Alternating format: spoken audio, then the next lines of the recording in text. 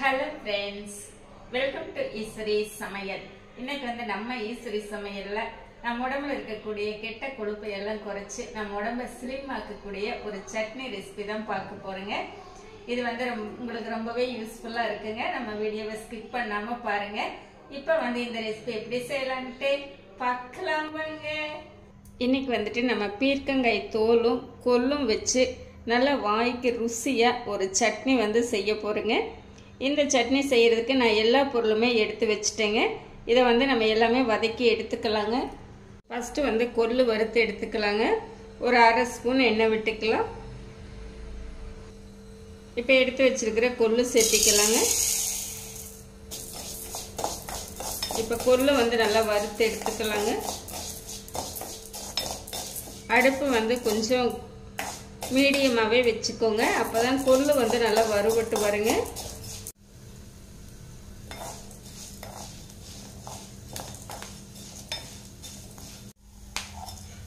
கொள்ளு இப்ப நல்லா செவந்து வந்துடுச்சுங்க. பாத்தீங்களா,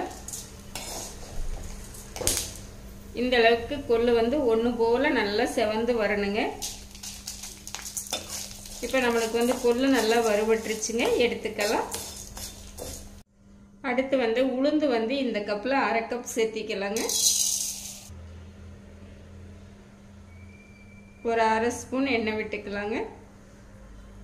உளுந்தும் நல்லா செவக்க வறுத்துக்கலாங்க. உளுந்தும் நம்மளுக்கு நல்லா செவக்க வறுபட்டுருச்சுங்க. இப்போ நம்ம எடுத்துக்கலாம்.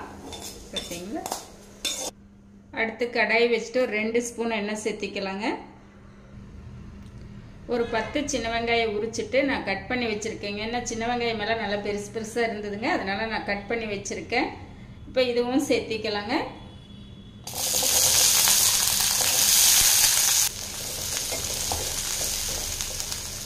கூடவே ஒரு 4 பல் பூண்டு சேர்த்திக்கலாம். வெங்காயம் ஒரு கண்ணாடி பத அளவுக்கு வதங்கிடுச்சுங்க. இந்த டைம்ல பீர்க்கங்காய் தோல் நல்லா ஒரு கைப்பிடி எடுத்து வச்சிருக்கேங்க. இதுவும் சேர்த்திக்கலாம். கூடவே ஒரு பச்சை மிளகாய் சேர்த்திக்கலாங்க. 3 வரமிளகாய், புளி ஒரு பெரிய நெல்லிக்காய் அளவு எடுத்திருக்கேங்க. இதுவும் சேர்த்திக்கலாம். இதெல்லாமே பிச்சு வச்சிருக்கேங்க. அப்பதான் நல்லா வதங்கி வரும் அப்படின்னு சொல்லிட்டு இப்போ கலந்து விட்டுக்கலாங்க.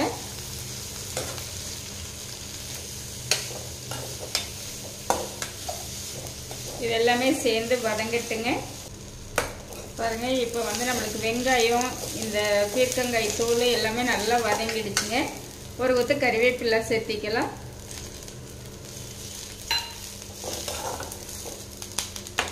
கூடவே ஒரு ஸ்பூன் உப்பு சேர்த்திக்கலாம்.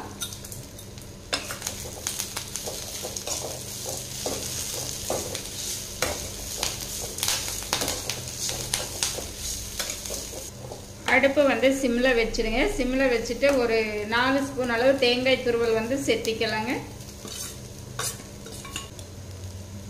பெருங்காயத்தூள் இந்த அளவுக்கு சேர்த்திக்கலாங்க.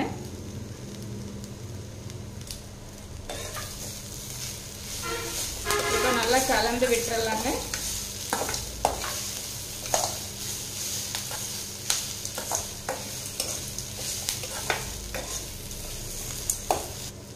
அவ்வளோதாங்க. இப்போ நல்லா கலந்துட்டோங்க. எடுத்துக்கலாம்.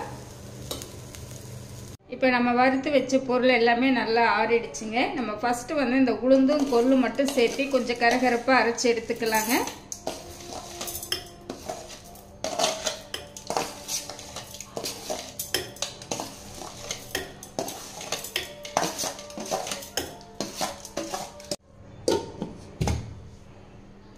அரைச்சி எடுத்துட்டு வந்துடலாங்க. பாருங்க, இந்த மாதிரி நல்லா கரகரப்பா அரைச்சி எடுத்துட்டோம் அப்படின்னா அடுத்து மற்ற பொருள் சேர்த்து அரையும் போது இதுவும் சேர்ந்து இன்னும் நல்லா அரைஞ்சு வந்துருங்க. அடுத்து வெங்காயம் மற்ற பொருள்கள் எல்லாமே சேர்த்திக்கலாங்க.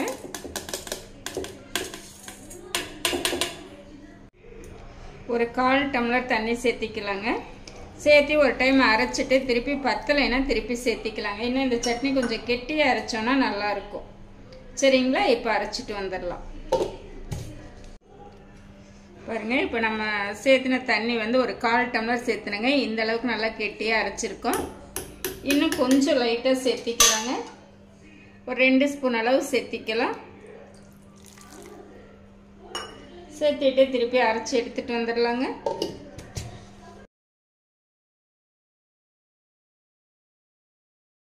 இப்போ வந்து நம்ம சட்னி நல்லா இந்த அளவுக்கு நல்லா கரகரப்பாக அரைச்சிட்டு வந்துட்டோங்க. இது வந்து சாதத்துக்கு தோசைக்கெல்லாம் வச்சு சாப்பிட்றதுக்கு ரொம்ப நல்லா இருக்குங்க. அதுவும் சுடு சாதத்தில் வச்சு சாப்பிட்டோம் அப்படின்னா அவ்வளோ ஒரு டேஸ்ட்டாக இருக்குங்க. சட்னி வந்து ரொம்பவே நல்ல டேஸ்ட்டாக இருக்குங்க. நம்ம சேர்த்துன அளவுகள் வந்து மாறாமல் இதே மாதிரி நீங்களும் செஞ்சு பாருங்கள். ரொம்பவே சூப்பராக இருக்குங்க. இந்த கொல்லும் பீர்க்கங்காய் காம்போ வந்து ரொம்பவே நல்லா இருக்குங்க.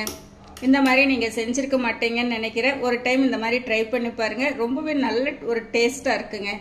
நல்லா சுருக்குன்னு கார சரமாக இருக்குதுங்க. அதாவது நம்ம நாக்கு செத்து போயிடுச்சு, எந்த ருசியுமே நம்ம நாக்குக்கு தெரியல அப்படிங்கும்போது இந்த மாதிரி ஒரு காரமாக ஒரு சட்னி அரைச்சி சாப்பிட்டு பாருங்கள். அவ்வளோ ஒரு டேஸ்ட்டாக நாக்குக்கு வந்து ரொம்ப பிடிக்குங்க. அந்த அளவுக்கு இந்த சட்னி வந்து இருக்கும். இந்த மாதிரி நீங்களும் ஒரு டைம் ட்ரை பண்ணி பாருங்கள். எனக்கு நான் செஞ்ச இந்த ரெசிபி வந்து உங்களுக்கு ரொம்பவே பிடிச்சிருக்கும்னு நினைக்கிறேன். பிடிச்சிருந்தா லைக் பண்ணி ஷேர் பண்ணி கமெண்ட் பண்ணுங்க. நம்ம ஈஸ்வரி சமையலை சப்ஸ்கிரைப் பண்ணி வச்சுக்கோங்க. அப்போதான் நான் போடுற வீடியோஸ் உங்களுக்கு உடனுக்குடன் நோட்டிஃபிகேஷன் வருங்க. என்னுடைய மற்ற வீடியோஸ் எல்லாமே ஒரு டைம் விசிட் பண்ணி பாருங்க. தேங்க்ஸ் ஃபார் வாட்சிங்.